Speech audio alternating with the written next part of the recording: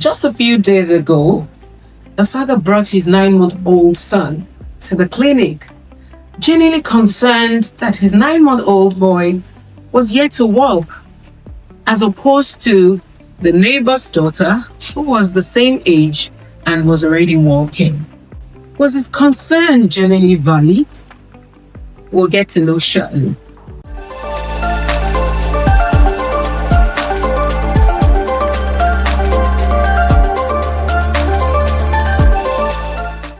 Welcome to Raising Healthy Kids with Dr. Bumz.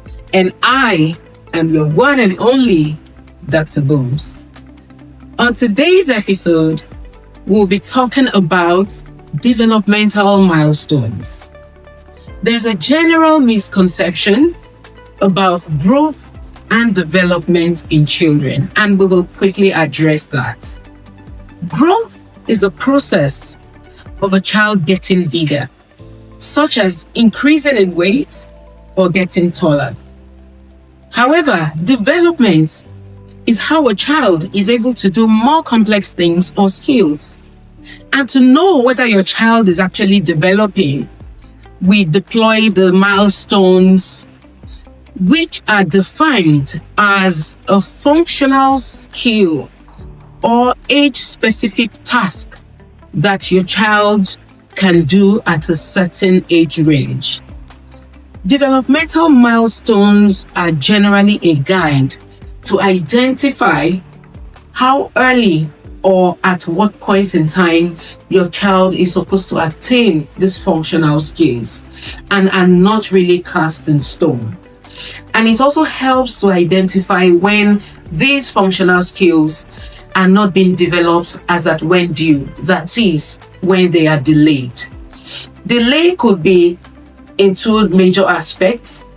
If it involves only a part of the developmental milestone, we say it's a specific delayed milestone.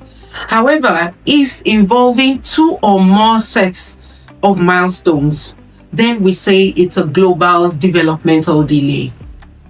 One of the reasons why your child should visit the Well Baby Clinic or see the healthcare practitioner is actually to be able to assess your child's developmental milestones. So it's not an aspect of growth and development that should be overlooked. It's actually very important. And the earlier a child is picked up as having a delayed milestone, the better and easier it is for your child to receive the appropriate intervention. I'll go into the broad categories of developmental milestones, and they include the motor milestones, which could be gross motor milestones or the fine motor milestones, language, social and emotional skills, and lastly, but not the least, cognitive skills. I would run through quickly a few examples that will tickle your fancy when it comes to seeing your child grow and achieving these developmental milestones. For some social milestones, you expect that by the age of 2 months, your child should have started smiling back at you when you smile at your child. And at about the age of 6 months, your child should be captivated looking into the mirror. At the age of 9 months, your child should be able to play peekaboo with you. And then all the way to at about the age of 5 years, your child should be able to sing, to dance, and to act for you. When it comes to language and communication skills, at about the age of 3 to 4 months, your child starts cooing. Cooing sounds are basically the vowel sounds made like ooh or ah, and then at about the age of 9 months, your child could start saying mama or dada. At about 1 year, your child should be able to wave bye-bye. And sometime at about the age of 2 years, your child should be able to say at least 2 word sentences, such as water, mommy, water, And then, of course, at about the age of 5 years, the child should be able to tell stories with about 2 events included in the story. When we talk about cognitive milestones, at about the age of 2 months, your child will recognize familiar faces, recognizes daddy's face, mommy's face, or even the nanny's face, the people who have been closely knitted and caring directly for the baby. And at about the age of 4 months, once the child is hungry and sees the sight of the bottle or the breast, the baby will be able to open up his or her mouth for feeding. And then at about 6 months, the child is able to play with a toy when you put a toy in both hands. At about 1 year, he's able to look for a hidden object while you're role playing. And then at about the age of 8 months, he's able to assist by lifting up the arms or lifting up the legs when you're trying to dress the child. Fine, and for gross motor skills, these are movement skills generally. And then the child is able to hold the neck well by the age of 3 months, able to sit without support by the age of 6 months, and able to walk whether handheld or without being supported at about the age of 1 year. For fine motor skills, your child should be able to finger feed at about 1 year, and then able to scribble at about the age of 18 months, and able to do up some of the buttons of the clothing at about the age of 5 years. Recognizing developmental milestones early goes a long way when intervention is required. There are some times that intervention may not be required because the child is just taking some time. And sometimes, based on the familiar inheritance, the child may be an early achiever or a moderate or a late achiever of milestones. So when you feel that a milestone is delayed, such as, oh, my child is yet to talk, look into your family and see at about what age people in the family developed that particular milestone.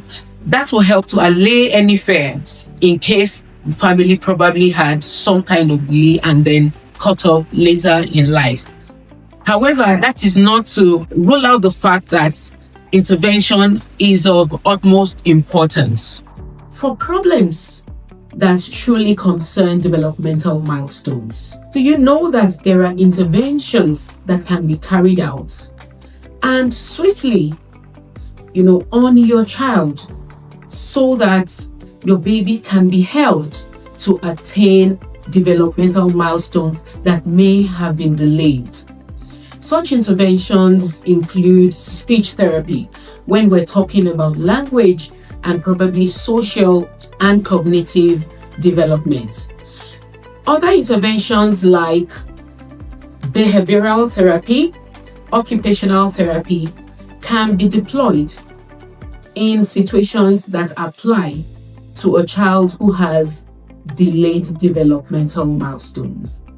I must also mention that hearing impairment or visual impairment may impact negatively on developmental milestones. So when you are visiting a healthcare practitioner for a concern about your baby's delayed development, please request that the hearing and the vision are tested.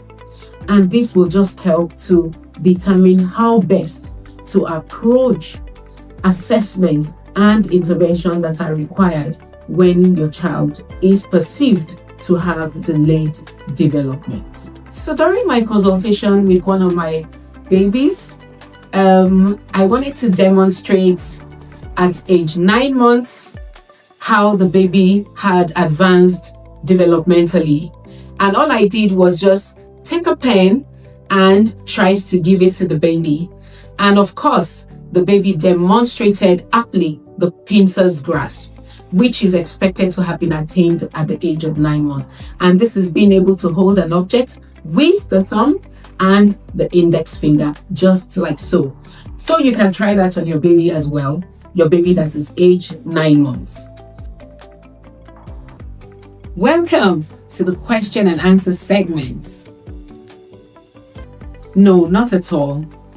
There are, like I explained earlier, the developmental milestones are supposed to be a guide, and the age at which a child will achieve his or her developmental milestone has a wider range. And then what we need to also remember is when a baby is born preterm, he or she is not likely to achieve the developmental milestone for that age. We may need to factor in the time of delivery up until that developmental milestone that is being expected. So not to worry, not all children are supposed to achieve the developmental milestones at a particular age. So early positive stimulation is actually very important. And that is why I strongly recommend well baby visits to your pediatrician or to the healthcare practitioner from time to time, so that at any point in time when we observe that the baby or the child is veering off the achievement of the developmental milestones, it can be picked up early and immediate referral and immediate intervention can begin. At the time that you discover that your baby, for the motor milestones, your baby seems not to be able to hold the neck properly, by the age of 4 to 6 months, one should be worried. By the age of 4 to 6 months, when you discover that your baby is not smiling to you when you are smiling at your baby, also when you expect that you have given some allowance for your baby to attain a particular milestone and the baby is yet to do that, please seek for advice. And remember that you can send us an email or even a direct message, and we will do well to give you the right advice for your child's developmental milestone achievement. Not at all. Developmental delays may just be a variation from normal. So it's not every case of developmental delay that will lead to permanent disability.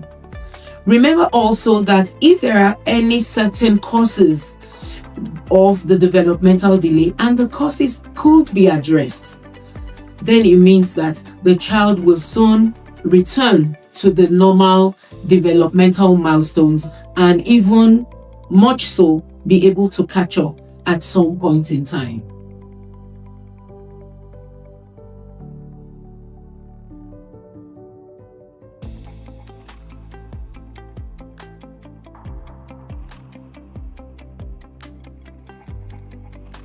No, not at all. There's no gender specificity when it comes to developmental milestones. Not necessarily. No. Babies' brains are excellent, complex, and can actually decipher so many things at the same time. Well, there's no such thing as being lazy. So maybe not, but not to worry. Your child will crawl where your child needs to. Some children don't even crawl before they start standing in support. In our last episode, we talked about being chubby and not necessarily being healthy. And we talked about not being chubby and yet being healthy. So, your child doesn't need to be chubby. We've come to the end of today's episode on Raising Healthy Kids with Dr. Bumz. Remember, we talked about developmental milestones. I thoroughly had fun. I hope you did as well. Remember to like, follow, and share on your social media platforms. If you have any questions, kindly send a DM or send an email, and we'll be right back with answers that will work best for you. Until the next episode, I remain your one and only Dr. Bumz. Bye.